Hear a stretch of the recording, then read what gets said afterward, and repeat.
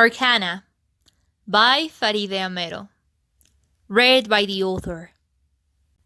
Dancing under the dim light, shiny cards that show the way, bringing light into the night, just a game, no more to say. Shiny cards that show the way, golden hands that shift the deck, just a game, no more to say. Cut in 3 and you are set. Golden hands that shift the deck, vacant eyes that read the odds. Cut in 3 and you are set. Gamble round your life with gods.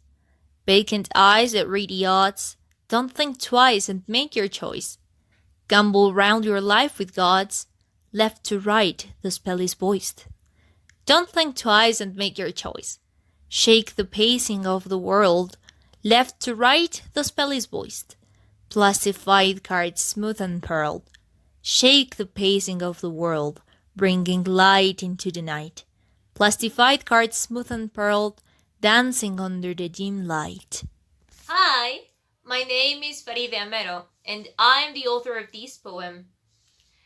Talking about my creative process, I have to say that I started thinking in sound devices.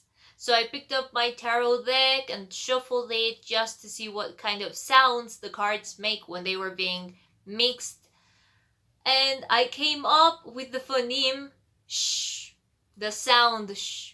And when putting down in paper this sound, I came up with an alliteration. For example, in the second line, you can see the alliteration with the sh sound in the repetition, the echoing at the first syllable of both words. Then moving on to theme, I wanted my poem to be about decisions making and to create a kind of paradox in which the poetic voice and the reader, I dare say, does not know if he's the one choosing the cards and choosing his destiny, or the cards are already there for him. So for this, I came up to my favorite part in the poem, and that's the creation of imagery. I used 2 literary devices, which are personification and metaphor.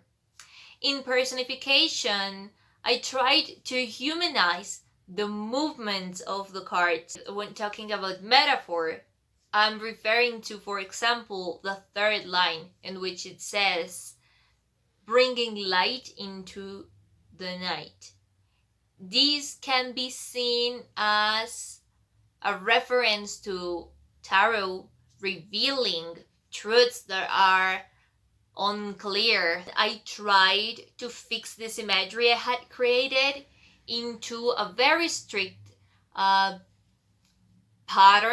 and I ended up with a trochee tetrameter feet. The thing with Arcana, my poem, is that it's a pantome, and pantomes are made for its 2nd and 4th line of the previous stanza being repeated on the 2nd stanza as the 1st and 3rd lines, and so on. So what I try to do is to make these lines that are being repeated rhyme in their last syllable. Therefore, I ended up with an AV, BC, VC, CD, CD, and so on, rhyme scheme. Now I have to admit that this was a little bit hard. In some cases, such as in deck, a slant rhyme would fit and just close the stanza perfectly.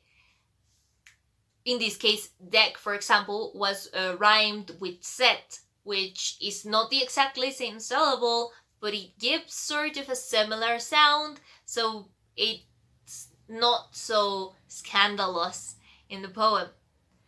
The only exception that the pantome makes in the scheme I had already explained is the last stanza, as its last ultimate closing line needs to be the first line that opened the poem.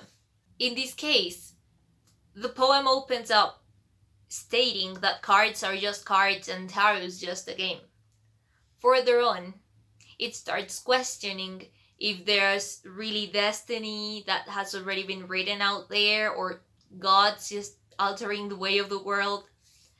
And in the end, making use of this last line trick, I decided to go back to my initial idea of cards just being cards. And therefore, I closed the poem where it started. So thanks for reading it, and I hope you like it.